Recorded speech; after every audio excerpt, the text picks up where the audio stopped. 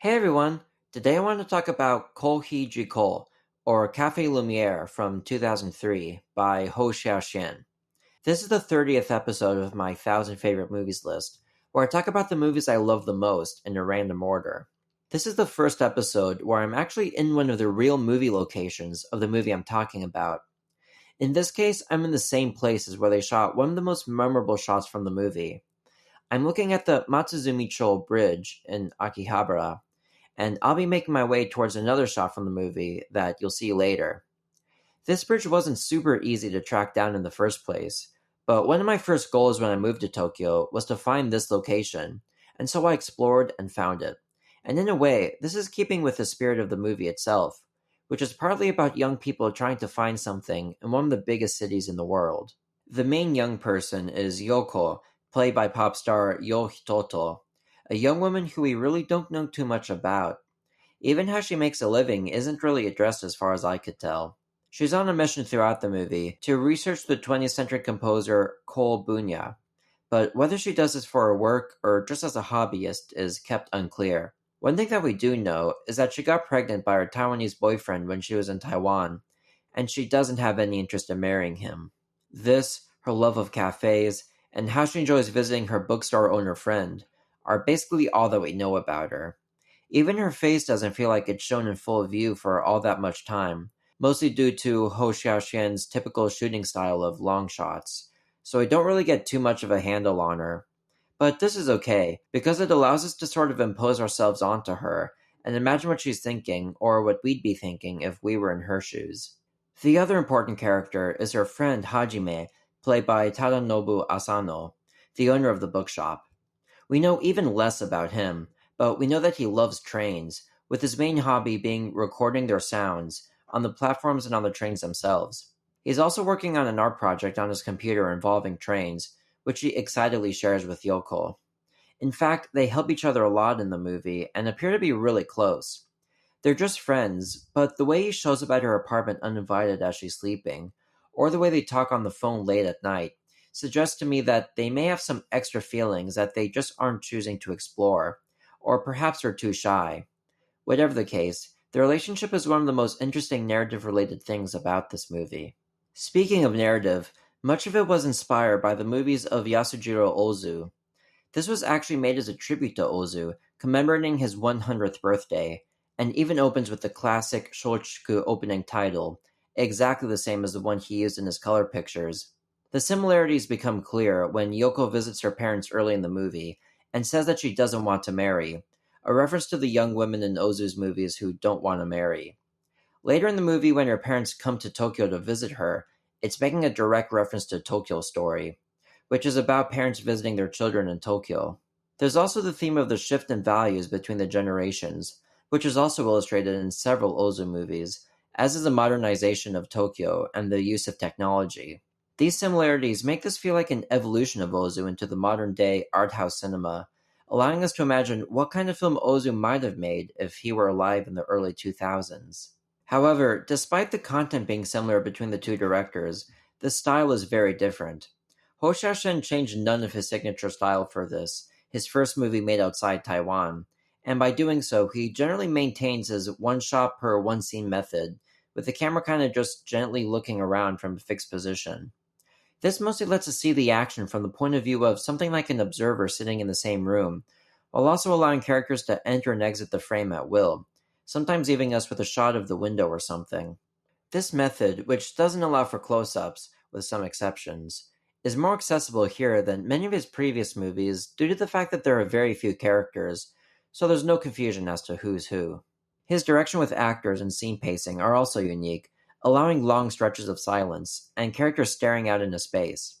Sometimes not very much is said in a given scene aside from inconsequential chatter. This is all a far cry from Ozu, which has more editing, more classically composed wide shots, as well as clear medium shots of characters directly facing the camera, and usually lots of dialogue. However, one thing that Ozu does have in common with Ho is the certain lack of constant narrative progression. Even though characters always talk in his movies, there's a certain feeling of time drifting and the flow of real life that puts a story on hold, and Café Lumière takes this concept and greatly expands it, making it often feel like there's no story at all, and you're just simply existing in its world and being with its characters. We get the sense not only in the conversation scenes, but mostly in the exterior scenes. These are ultimately the moments that give this movie such a lightness of touch, I think. There are scenes of Yoko simply going from place to place, like here where she walks across a bridge to cross the street to get to the station, or here when she rides a bike to a small train station in her hometown on a rainy day. But most of her traveling is by train, and this is where the movie really hits home for me. Actually, now that I live in Tokyo, and I ride trains just like this almost every day, including the Yamanote line that's featured in the movie, and now that I recognize all the noises and jingles and realize that so little has changed, this movie now has a realistic quality that feels connected to the real world in a way that I didn't feel before when I saw this for the first time in America. This feels like it's connecting to the world in other ways too, especially when Yoko's researching the composer. She goes to a bookstore that he used to go to look for clues, and further explores the street it's on. She tries to find an old cafe that he presumably went to by using a map. She asks the master of the shop if he has an idea where it could have been, and it leads her to a building that's where it used to be. More history is discussed when she visits the composer's wife and they look at old pictures. It's a scene with rich history sandwiched in between modern trains and cell phones. History and the modern, and the old and new generations mesh together to coexist. In a way, the movie sort of promotes an exploration of the world that's been something of an inspiration to me, including with the creation of this channel in the first place. It's like everywhere you go has a story waiting to be found, which in turn can illuminate the present and your sense of being in the location if you'd only care to slow down and take in the world around you. As for my favorite moments in the movie, the first isn't just one scene, but all the scenes in the cafes. Of course, these aren't the famous chains like Starbucks, Excelsior, Dotor, or the seemingly unlimited amount of other ones in Tokyo. Rather, the two that she goes to are very small and low key, with Cafe Erika especially having very beautiful lighting and atmosphere. I like how you can't see outside the light drenched windows and how the place looks so old fashioned despite the glow of her MacBook. And in the other cafe, we have a very small and friendly location, with a nice view of the station and a pocket of light on the table.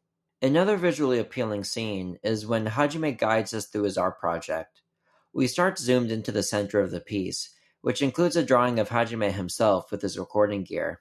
Then we see it zoomed out completely, and it's much more complicated than it looked at first.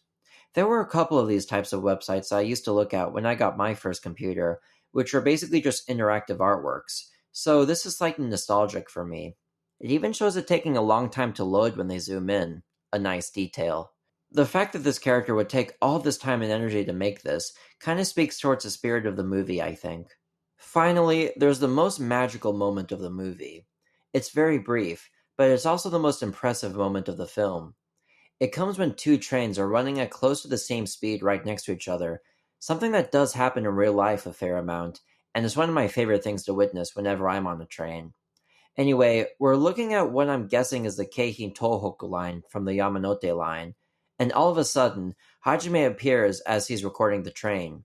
Like a ghost, he's standing completely still with a blank expression, and the camera pans and follows him until he's out of sight and we see Yoko leaning against the wall, not having seen Hajime pass by. Of course, this must have required a huge amount of planning, and apparently it took a couple weeks to shoot, but I wonder how much of this involved luck. I mean, the camera movement and framing is too perfect. It's kind of mind-blowing. It's a miracle in a movie about the everyday. But in the end, what I love about Café Lumière is its spirit of exploration, which is in regards to physically exploring a city, exploring history through a city, exploring the frame of the shot, and exploring what the characters must be feeling. It's a very open movie, one where you can choose to either participate and consider everything that's happening, or simply to vibe with. My first couple of viewings, I just vibed with it, but after I moved to Tokyo myself, I feel like it's become something of a personal landmark for me, encouraging me to consider the surroundings of where I live more deeply, which can really enrich how you see the world. Additionally, the ending of the movie doesn't have any sort of resolution, instead leaving what happens next in the ballpark of the audience, not just in trying to figure out what happens with the characters, but much more importantly, how you can carry on with your own life. Get out there and find your interests, find your people, find your places, and find yourself. It's one of my 1,000 favorite movies. Thanks for watching my video. ご視聴誠にありがとうございます。Have you seen Café Lumière? Let me know what you think in the comments. I think of all my favorite movies as friends, and I think of my audience as friends too. Remember, I upload a new video every Friday, so if you want to help me complete this 1,000 favorite movies epic, don't forget to like and subscribe.